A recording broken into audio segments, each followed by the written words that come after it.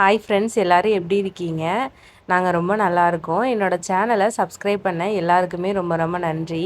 எனக்கு தெரிஞ்ச ரெசிபீஸை உங்களோட ஷேர் பண்ணிக்கிறதுல எனக்கு அவ்வளோ ஒரு பெரிய சந்தோஷம். நீங்கள் இப்போ தான் குக் பண்ண கற்றுக்கிறீங்கன்னா கூட நான் சொல்கிறபடி செஞ்சீங்க அப்படின்னா ரொம்பவே ஈஸியாக இருக்கும். எனக்குமே ஆஃப்டர் மேரேஜ் தான் வந்து குக் பண்ண கற்றுக்கிட்டேன். ஆனாலுமே நிறைய மெத்தட் யூஸ் பண்ணி எப்படி சிம்பிளாக வந்து டேஸ்டியாக குக் பண்ணுறது அப்படின்றத கற்றுக்கிட்டு அந்த மெத்தடை ஃபாலோ பண்ணி தான் நான் குக் பண்ணிகிட்ருக்கேன். குக் பண்ணுறதுக்கும் மெத்தட் வேணுமா அப்படின்னா ஆக்சுவலாக வந்து ஒரு சில இதை வந்து நம்ம கரெக்டான முறையில் வந்து பண்ணோம்னா தான் வந்து அந்த சமையல் வந்து டேஸ்ட்டாக வரும் அப்படின்றத தெரிஞ்சுக்கிட்டேன். ஆக்சுவலாக நான் வந்து காளான் பிரியாணி செஞ்சது வந்து சண்டே அன்னைக்கு தான். ரொம்ப ரிலாக்ஸாக தான் வந்து எல்லாமே ரெடி பண்ணேன். இதுக்கு தேவையான ஆனியன், டொமேட்டோ எல்லாமே ரெடி பண்ணி வச்சுக்கிட்டேன். நான் இன்றைக்கி வந்து 4 காப்படி அளவுக்கு வந்து சீரகம் சம்பா ரைஸில் வந்து பிரியாணி வந்து செய்ய போகிறேன். கிட்டத்தட்ட இதை வந்து 10 to 12 மெம்பர்ஸ் வந்து தாராளமாக வந்து சாப்பிடலாம். இதுக்கு தேவையான அளவு, வெங்காயம் எல்லாமே வந்து உங்களுக்கு வந்து ஃபஸ்ட் கமெண்டில் பின் பண்ணுறேன். நான் வந்து இன்றைக்கி வந்து கிட்டத்தட்ட ஒரு 6 வந்து மீடியம் சைஸ் பெரிய வெங்காயம், 10 to 20 சின்ன வெங்காயம், 6 தக்காளி மீடியம் சைஸ் வந்து எடுத்திருக்கேன். காளான் வந்து 3 பாக்கெட் வந்து காளான் வந்து எடுத்திருக்கேன். காளான் நம்ம நிறையா சேர்க்கும் போது தான் சாப்பாடு வந்து நல்ல வாசமாகவும் மணமாகவும் இருக்கும். புதினா மல்லி வந்து நல்லா ஒரு கட்டு வந்து வாங்கிட்டேன். புதினாவும் மல்லியும் ரெண்டும் சேர்த்து வந்து நல்லா வந்து 2 கைப்பிடி அளவுக்கு வந்து இருக்கணும். நிறைய போட்டோம்னா தான் இந்த அளவுக்கு ரைஸ்க்கு வந்து நம்மளுக்கு வந்து நல்ல சூப்பராக டேஸ்டியாக வந்து இருக்கும். காளானை நல்லா 2-3 டைம் நல்லா வாஷ் பண்ணி அந்த மேலே உள்ள மண்ணெல்லாம் போகிற அளவுக்கு வாஷ் பண்ணி எடுத்துக்கிட்டு அதை நல்லா கட் பண்ணி வச்சுக்கிட்டோம். இப்போ வந்து நம்ம பிரியாணிக்கு ஒரு பேஸ்ட்டு தான் ரெடி பண்ண போகிறோம். நல்லா 6 மீடியம் சைஸ் தக்காளி, அது கூடவே 10 to 15 சின்ன வெங்காயம் ப்ளஸ் வந்து புதினா மல்லி வந்து நம்ம வந்து எடுத்து வச்சுருக்கோம். நல்லா 2 கைப்பிடி அளவுக்கு புதினா மல்லி வந்து எடுத்து வச்சுருக்கோம். இது எல்லாத்தையுமே நல்லா கொரன்னு அரைச்சி எடுத்துப்போம். நான் இந்த காப்பிடி உலக்கில் தான் 4 காப்பிடி உலக்கு எடுத்து அதை வந்து நல்லா 2-3 டைம் வாஷ் பண்ணிவிட்டு நல்லா ஊற வச்சுட்டேன். 3/4 மணி நேரமாவது ஊறணும் அந்த ரைஸு. அப்போ தான் வந்து நம்மளுக்கு நல்ல உதிரி உதிரியாக வந்து இருக்கும். வாங்க இப்போ பிரியாணி செய்ய ஸ்டார்ட் பண்ணிடலாமா? இன்றைக்கி வந்து நம்ம ஒரு பெரிய வந்து பிரியாணி பாத்திரம் எடுத்துகிட்டு அதில் வந்து 4 ஸ்பூன் அளவுக்கு வந்து நான் வந்து நெய் வந்து விட்டுக்கிறேன். அது கூடவே வந்து சன்ஃப்ளவர் ஆயில் வந்து ஒரு 4 ஸ்பூன் அளவுக்கு விட்டுக்கிறேன். இது கூடவே ஸ்பைசஸ் உங்களுக்கு பிடிச்ச ஸ்பைசஸ்லாம் ஆட் பண்ணிக்கோங்க.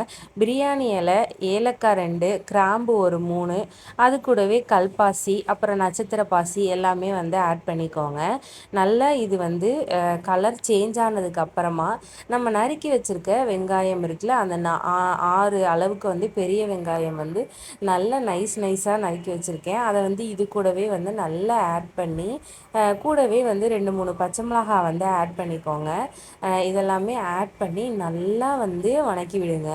நல்லா வதங்கணும். மீடியம் ஃப்ளேமில் வந்து வச்சுக்கோங்க. மீடியம் ஃப்ளேமில் வச்சு நல்லா வதக்கி விட்டுக்கிட்டே இருங்க. அந்த வெங்காயத்தில் வந்து உப்பு போட்டிங்க அப்படின்னா அந்த வெங்காயம் வந்து ரொம்பவே சீக்கிரமாக வதங்கிடும். வெங்காயம் நல்லா வதங்கினதுக்கப்புறம் வந்து நம்ம வந்து இஞ்சி பூண்டு பேஸ்ட்டு வந்து ஆட் பண்ண போகிறோம். இஞ்சி பூண்டு பேஸ்ட் வந்து ஆட் பண்ணும்போது அடுப்பில் வந்து மேக்ஸிமம் ஆஃப் அளவு வந்து சிம்மில் வந்து வச்சுக்கோங்க. ஏன் இஞ்சி பூண்டு பேஸ்ட் வந்து ஆட் பண்ணும்போது அடுப்பு சிம்மில் வைக்க சொல்கிறேன்னா, இஞ்சி பூண்டு பேஸ்ட் வந்து உடனே வந்து அடிப்பிடிக்க ஆரம்பிச்சிரும். அதனால் சிம்மில் வச்சுட்டு வெங்காயத்தோடு வதக்குனீங்க அப்படின்னா அதோட ஸ்மெல்லே அவ்வளோ சூப்பராக இருக்கும். சிம்மில் வச்சு நல்லா வதக்கிக்கிட்டே இருங்க. அந்த இஞ்சி பூண்டு பேஸ்ட்டோட வாடை போய் அதோட மனம் வந்து வர ஆரம்பிக்கும். அப்போ வந்து நம்ம வந்து அடுத்து வந்து நம்ம அரைச்சி வச்சுருக்கோம்ல அந்த பேஸ்ட்டை வந்து நம்ம இதில் வந்து சேர்க்கணும். அந்த பேஸ்ட் இதில் சேர்த்து நல்லா வந்து வதக்கி விடணும்.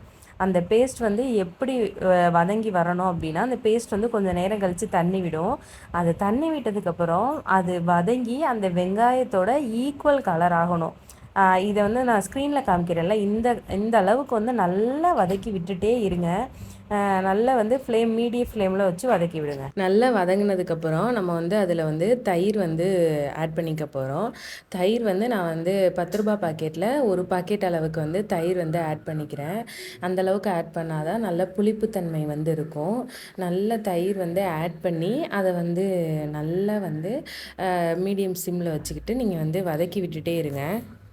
நல்ல எண்ணெய் பிரிஞ்சு வர்ற அளவுக்கு வதக்கி விடணும். அப்போ தான் வந்து டேஸ்ட் வந்து நல்லா கிடைக்கும். நல்ல எண்ணெய் பிரிஞ்சு வர அளவுக்கு வதக்கி விட்டுட்டு, இப்போ வந்து நம்ம வந்து காளான் வந்து ஆட் பண்ண போகிறோம். நம்ம வந்து வாஷ் பண்ணி கட் பண்ணி வச்சுருக்க காளானை இதோட சேர்த்து நல்லா வதக்கி விடணும். காளான் வந்து நீங்கள் ஆட் பண்ணும்போது காளான் வந்து நல்லா தண்ணி விடும். நல்லா தண்ணி விட்டு காளான் வந்து வரும். அதனால் காளானை வந்து நல்லா வதக்கி விட்டுட்டே இருங்க. நல்ல ஹை ஃப்ளேமில் கூட வச்சு நீங்கள் காளானை ஆட் பண்ணிவிட்டு வதக்கி விட்டிங்கன்னா நல்லா தண்ணி விடும். அந்த தண்ணி வற்றினதுக்கு அப்புறம் தான் வந்து நம்ம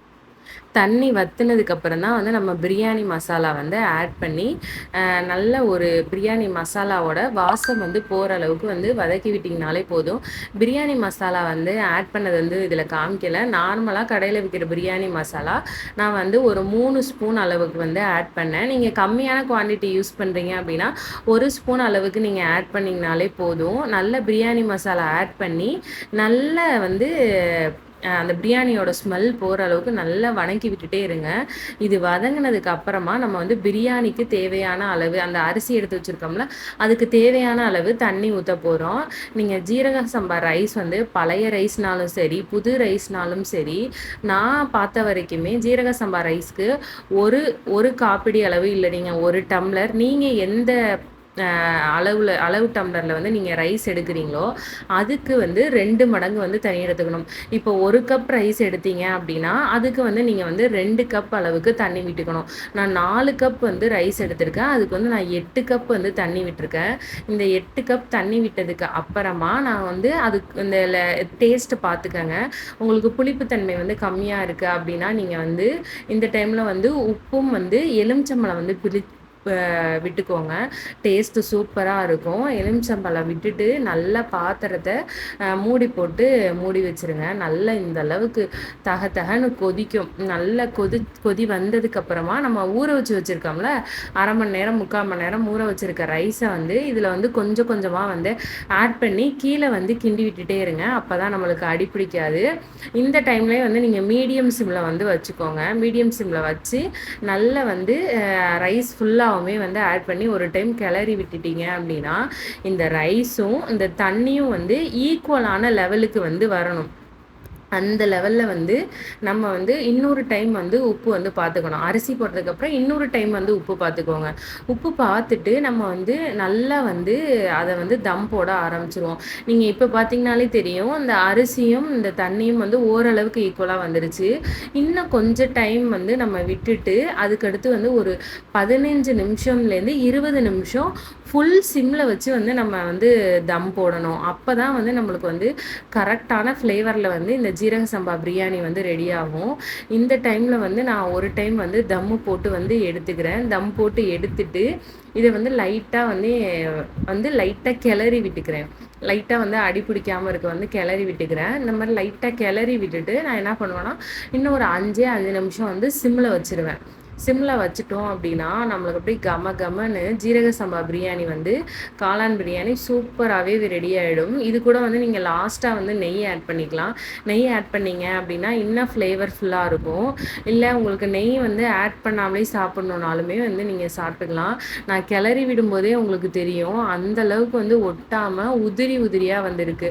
இந்த டைமில் ஏன் நான் ஒரு 5 நிமிஷம் சிம்மில் வைக்க சொல்கிறேன் அப்படின்னா ஜீரக சம்பா பிரியாணி வந்து நல்லா வந்து குக் ஆகணும். அப்போ தான் வந்து டேஸ்ட்டாக இருக்கும். சாப்பிட்றதுக்கு வந்து ரொம்ப ஃப்ளேவர்ஃபுல்லாக இருக்கும்.